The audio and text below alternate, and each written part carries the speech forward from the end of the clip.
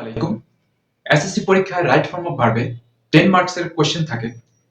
যারা এ প্লাস প্রত্যাশা করো তাদেরকে অবশ্যই রাইট ফর্ম অফ ভার্বে ফুল মার্কস ক্যারি করতে হয়। তো আজকের এই ক্লাসের ভিতরে আমি রাইট ফর্ম অফ ভার্বের উপর এমন কিছু মেথড শেয়ার করতে যাচ্ছি যেগুলো তুমি যদি নিয়মিত প্র্যাকটিস করো তাহলে এক্সাম হলে তোমাকে কোনো ধরনের কনফিউশনে পড়তে হবে না এবং তুমি খুব ইজিলি প্রশ্নের আনসার করতে পারবা। সো রাইট ফর্ম অফ ভার্বকে তুমি যে কিভাবে আনসার করবা তার ডিটেলস আজকে এই ক্লাসের ভিতরে তুমি পেয়ে যাবা। সো ক্লাসটি শেষ পর্যন্ত দেখবা ইনশাআল্লাহ, তাহলে তুমি রাইট ফর্ম অফ ভার্বের সর্বোচ্চ মার্কস ক্যারি করতে পারবা। সো মূল ক্লাসে আমরা এখন চলে যাই।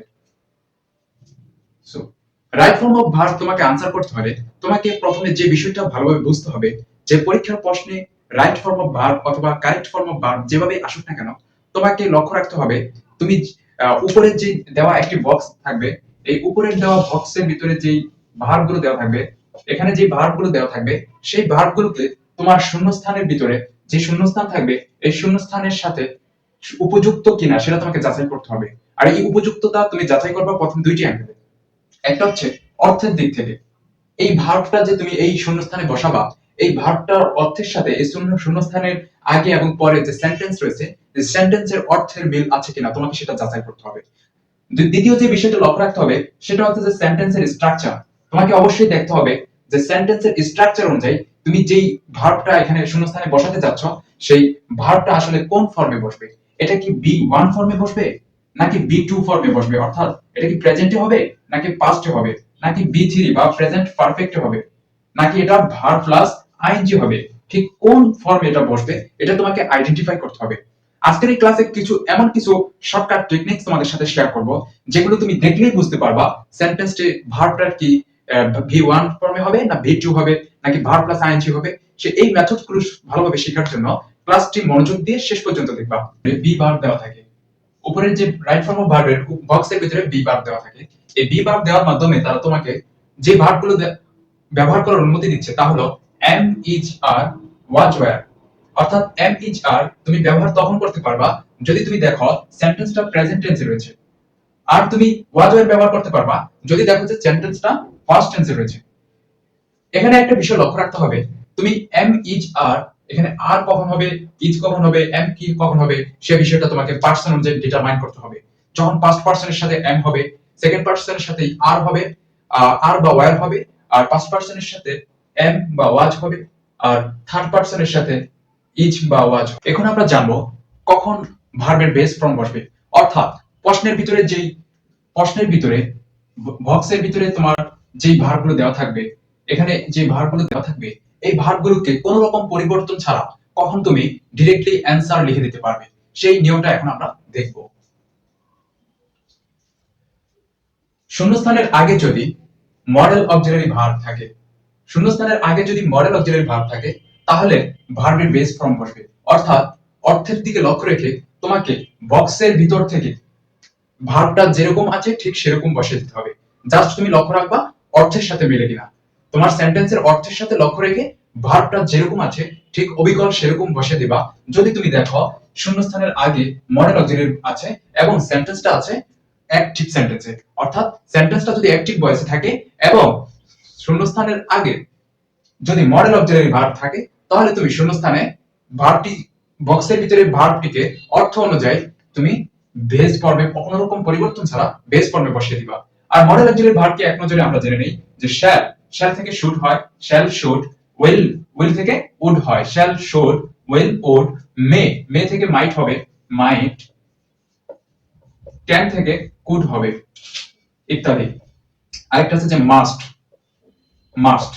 এগুলো এই যে এই কমন যে মডেল অক্সিলারি ভার্ব আছে এগুলো থাকলে তুমি বুঝে নিবা সেন্টেন্সটা যদি অ্যাক্টিভ সেন্টেন্সে হয় এবং সেন্টেন্সটা অ্যাক্টিভ সেন্টেন্সে আছে এবং শূন্যস্থানের আগে মডেল অক্সিলারি আছে তাহলে তুমি নিশ্চিন্তে অর্থ অনুযায়ী তোমাকে যে বক্স দেওয়া থাকবে সেই বক্স থেকে অর্থ অনুযায়ী যে ভার্বটা বাক্যের অর্থের সাথে মিলে সেই ভার্বটাকে কোনো রূপ পরিবর্তন ছাড়া তুমি সেন্টেন্সে বসিয়ে দিবা, তাহলে তোমার কারেক্ট আনসার পেয়ে যাবে। তারপরে তোমাকে লক্ষ্য রাখতে হবে যে শূন্যস্থানের আগে যদি টু থাকে, শূন্যস্থানের আগে যদি টু থাকে তাহলে শূন্যস্থানে যে ভার্বটি বসবে সেই ভার্বটি কোনো রকম পরিবর্তন ছাড়া তুমি অর্থের দিকে লক্ষ্য রেখে কোনো রকম পরিবর্তন ছাড়া ভার্বটিকে বসিয়ে দিবা। অর্থাৎ ভার্বটি ভার্বের বেস ফর্মে হবে, বা V1 ফর্মে হবে, ভেজ ফর্মে হবে ভার্বটি।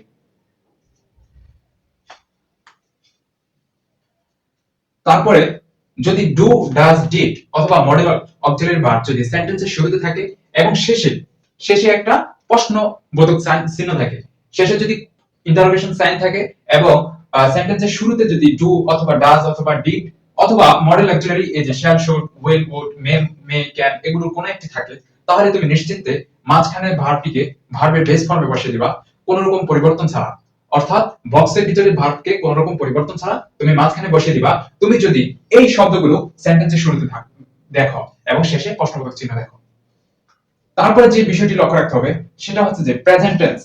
প্রেজেন্ট টেন্সে সাধারণত এই এই সাবজেক্টগুলোর পরে প্রেজেন্ট টেন্সের ক্ষেত্রে সব সময় যদি সেন্টেন্সটা প্রেজেন্ট টেন্স হয়, সব সময় এই সাবজেক্টগুলোর পরে তুমি ভার্বের বেস ফর্মটা নিশ্চিন্তে বসিয়ে দিতে পারবা। এই সাবজেক্টগুলোর পরে ভার্বের বেস ফর্ম নিশ্চিন্তে বসিয়ে দিবা যদি সেন্টেন্সটা দেখো প্রেজেন্ট টেন্সে থাকে। তো এখন আমরা জানবো কখন ভার্বের সাথে আইএনজি হবে, শূন্যস্থানে যখন ভার্বটি বসাবো কখন শূন্যস্থানে ভার্বের সাথে আইএনজি হবে, সেই বিষয়টা এখন আমরা জানবো। প্রিপোজিশনের পরে সব সময় ভার্বের সাথে আইএনজি যুক্ত হবে। প্রিপোজিশন টু ব্যতীত সকল প্রিপোজিশনের পরে সর্বত্র ভার্ব প্লাস আইএনজি যুক্ত হবে। এটা একটা ইউনিভার্সাল নিয়ম যে তুমি এটা সব সময় অ্যাপ্লাই করতে পারবা। দ্বিতীয় যে বিষয়টা তোমাকে খেয়াল রাখতে হবে সেটা হচ্ছে বিবা তথা am, is, are, was, were এই শব্দগুলোর পরে am, is, are, was, were এই শব্দগুলোর পরে সব সময় ভার্ব প্লাস আইএনজি হবে। কিন্তু যে বিষয়টা লক্ষ্য রাখতে হবে সেটা হলো তোমাকে দেখতে হবে সেন্টেন্সটা কি অ্যাক্টিভে আছে না প্যাসিভে আছে। যদি সেন্টেন্সটা প্যাসিভে থাকে সেক্ষেত্রে am, is, are, was, were এর পরে ভার্ব প্লাস আইএনজি হবে না। সেক্ষেত্রে am, is, are, was, were পরে ভার্বের 3 নম্বর ফর্ম হবে অর্থাৎ পারফেক্ট হবে। কিন্তু সেন্টেন্সটা যদি অ্যাক্টিভে থাকে, অ্যাক্টিভ সেন্টেন্স হলে তাহলে am, is, are, was, were এর পরে সর্বত্রই ভার্ব প্লাস আইএনজি হবে। তারপরে বি ইউজ টু অর্থাৎ বি মানে হচ্ছে am, is, are, was, were. এই বি মানে am, is, are, was, were এই বির পরে যদি ইউজ টু শব্দটা থাকে, এই বির পরে ইউজ টু শব্দটা থাকলে সেক্ষেত্রে এই শূন্যস্থানে ভার্বের সাথে কি যুক্ত হবে, আইএনজি যুক্ত হবে।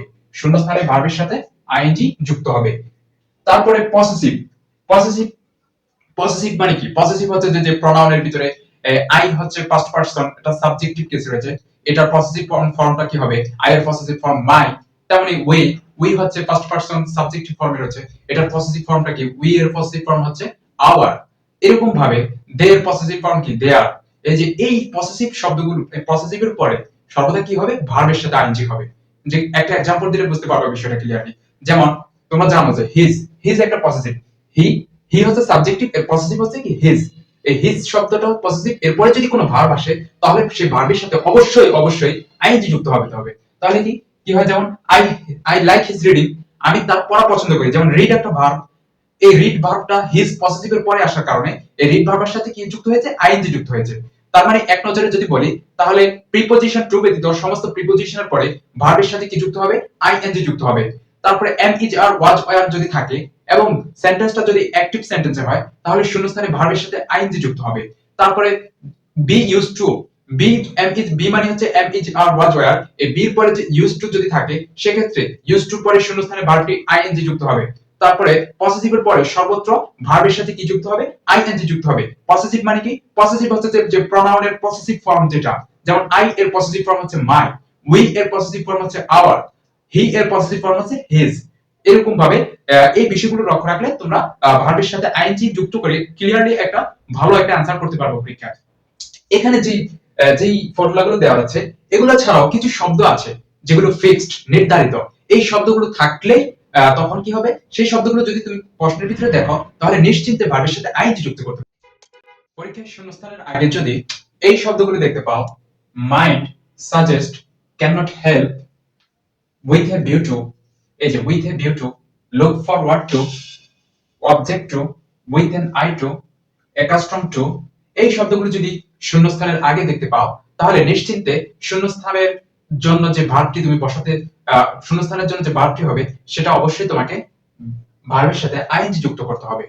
তোমার উপরের যে বক্স থেকে অর্থ অনুযায়ী তুমি যে ভার্বটা সিলেক্ট করবা সেই ভার্বের সাথে শূন্যস্থানের আগে যদি এই শব্দগুলো থাকে, mind, suggest, can not help, এই যে শব্দগুলো with a view to, look forward to, with an eye to, object to, accustom to এই শব্দগুলো যদি থাকে তাহলে তুমি নিশ্চিন্তে সেই শূন্যস্থানের ভার্বটির সাথে আইএনজি যুক্ত করবা। এখন আমরা জানবো সেন্টেন্সে রাইট ফর্ম অফ ভার্বের কখন আমরা ভি টু ফর্মটা বসাবো, অর্থাৎ যখন আমরা সেন্টেন্সের ভিতরে দেখব এই শব্দগুলো যখন সেন্টেন্সের ভিতরে দেখব তখন আমরা নিশ্চিন্তে উপযুক্ত ভার্বটাকে আমরা বি টু ফর্ম করে শূন্যস্থানে বসাবো, তাহলে আমাদের কারেক্ট অ্যান্সার হয়ে যাবে। অর্থাৎ যদি আমরা সেন্টেন্সের ভিতরে ওয়ান্স দেখতে পাই, কি ওয়ান্স যদি দেখতে পাই অথবা ওয়ান ডে যদি দেখি, তাহলে আমরা কি করতে পারবো, তাহলে আমরা হচ্ছে শূন্যস্থানে ভার্বটিকে বি টু ফর্মে অর্থাৎ পাস্ট ফর্মে ব্যবহার করব। তারপরে যদি লাস্ট শব্দটার সাথে যদি কোনো সময়বাচক শব্দ, লাস্ট শব্দের সাথে যদি সময়বাচক শব্দ আসে সেন্টেন্সে, তাহলে শূন্যস্থানে ভার্বটি বি টু ফর্মে বসবে। অর্থাৎ লাস্টের সাথে সময়বাচক শব্দ যেমন লাস্ট ডে, দিন একটি সময়বাচক শব্দ, লাস্ট নাইট রাত একটি সময়বাচক শব্দ, লাস্ট টাইম বোঝাচ্ছে মানে সময়বাচক শব্দ। এরকম লাস্ট শব্দের সাথে যে ধরনের সময়বাচক শব্দই আসুক না কেন, তারপরে শূন্যস্থানে ভার্বের সাথে কি ভার্বটি বি টু ফর্ম হবে। তারপরে যদি সেন্টেন্সে ইয়েস্টারডে থাকে অথবা এগো থাকে, বিফোর থাকে, এগুলো থাকলে আমরা কি করব, সেন্টেন্সে বি টু ফর্মে বসাবো ভার্বটিকে। তারপরে যে বিষয়টা লক্ষণীয় যে সেন্টেন্সে যদি ইট ইজ হাই টাইম দিয়ে কোনো এক্সপ্রেশন থাকে, যে ইট ইজ টাইম বা ইট ইজ হাই টাইম থাকে, তাহলে পরবর্তী অংশে যে ভার্বটি বসবে শূন্যস্থানে সে ভার্বটিকে অবশ্যই বি টু ফর্মে বসাতে হবে। ইট ইজ টাইম এবং ইট ইজ হাই টাইমের পরে সর্বদা পাস্ট টেন্স হয়ে থাকে, অর্থাৎ বি টু ফর্মটা বসবে। তো আশা করি এই বিষয়টা ক্লিয়ার। এখন আমরা জানবো যে কখন আসলে ভার্বের আমরা 3 নম্বর ফর্ম বসাবো অর্থাৎ ভার্বের বি থ্রি ফর্মটা কখন শূন্যস্থানে বসাবো সেই বিষয়টা এখন আমরা সেন্টেন্সের ভিতরে যদি আমরা দেখি আজরাইল অর্থাৎ already just now recently yet lately এবার, এই শব্দগুলো যদি আমরা সেন্টেন্সের ভিতরে দেখতে পাই, তাহলে আমরা বুঝতে হবে যে শূন্যস্থানে যে ভার্বটি বসবে সে ভার্বটি অবশ্যই বি থ্রি ফর্মে বসবে। এগুলো সংক্ষেপে কিভাবে মনে রাখবো, মনে রাখার টেকনিকটা হচ্ছে যে আমরা অ্যাক্রোনিমটা মনে রাখবো, অর্থাৎ প্রতিটা শব্দের প্রথম অক্ষর নিয়ে গঠিত হচ্ছে আজরাইল। এই আজরাইল শব্দটা মনে রাখার মাধ্যমে আমরা এই বিষয়টা খুব সহজে মনে রাখতে পারবো। অর্থাৎ অলরেডি শব্দের এ নিয়ে, জাস্ট শব্দের যে, জাস্ট নাও শব্দের যে, রিসেন্টলি শব্দের আর, ইয়েট শব্দের ওয়াই, আর লেটলি শব্দের এল, এন্ড ইভার শব্দের ই, এই সবগুলো নিয়ে কি হয়েছে আজরাইল। এই আজরাইল যদি সেন্টেন্সের ভিতরে থাকে তাহলে তখন আমরা কি করতে পারবো, আজরাইল সেন্টেন্সের ভিতরে থাকলে ভার্বটি অবশ্যই আমরা বি থ্রি ফর্মে বসাবো। এই বিষয়টার প্রতি লক্ষ্য রেখে যদি আমরা কোশ্চেন অ্যান্সার করি, আমাদের কোশ্চেন অ্যান্সারটা 100% কারেক্ট হবে। এখন আমরা জানবো রাইট ফর্ম অফ ভার্বের ভিতরে কখনো কখনো ভার্বের সাথে এস বা ইয়েস বসানো লাগতে পারে। সেই বিষয়টা কিভাবে বুঝবো, আমরা জানি ভার্বের সাথে এস বা ইয়েস তখনই হবে যখন সাবজেক্টটা কি হবে, সিঙ্গুলার হবে, থার্ড পারসন সিঙ্গুলার হবে। সাবজেক্টটা যদি থার্ড পারসন সিঙ্গুলার হয় সেক্ষেত্রে আমরা ভার্বের সাথে এস বা ইয়েস বসাবো। এছাড়া যে বিষয়টা আমরা লক্ষ্য রাখবো সেটা হচ্ছে যে প্রেজেন্ট কন্টিনিউয়াস টেন্সের ক্ষেত্রে অবশ্যই কি হবে, ভার্বের সাথে আইএনজি যুক্ত হবে। তো প্রেজেন্ট কন্টিনিউয়াস টেন্সটা আমরা বুঝবো কিভাবে, প্রেজেন্ট কন্টিনিউয়াস টেন্সটা বুঝতে হবে যে চলমান কোন একটা বিষয় যে বোঝায়, যেমন কোন ধরনের শব্দ থাকতে পারে, যেমন নাও থাকতে পারে প্রেজেন্ট কন্টিনিউয়াস টেন্সে, তারপরে দিস প্লাস সময়বাচক শব্দ থাকতে পারে যেমন দিস মোমেন্ট, দিস টাইম, এরকম যে সময়বাচক শব্দ বা বর্তমানে চলমান কিছু বোঝালে সেক্ষেত্রে আমরা ভার্বের সাথে আইএনজি যুক্ত করব। সো আজকে এ পর্যন্তই। আগামী ক্লাসে আমরা হচ্ছে রাইট ফর্ম অফ ভার্বের থেকে আসা বিগত বছরের যে সমস্ত কোশ্চেন গুলো আছে, বোর্ড কোশ্চেন গুলো আছে, সেগুলো আমরা প্র্যাকটিস করব। সেই প্র্যাকটিসের মাধ্যমে এই যে আজকের যে নিয়মগুলো আছে এগুলো আমরা অ্যাপ্লাই করব।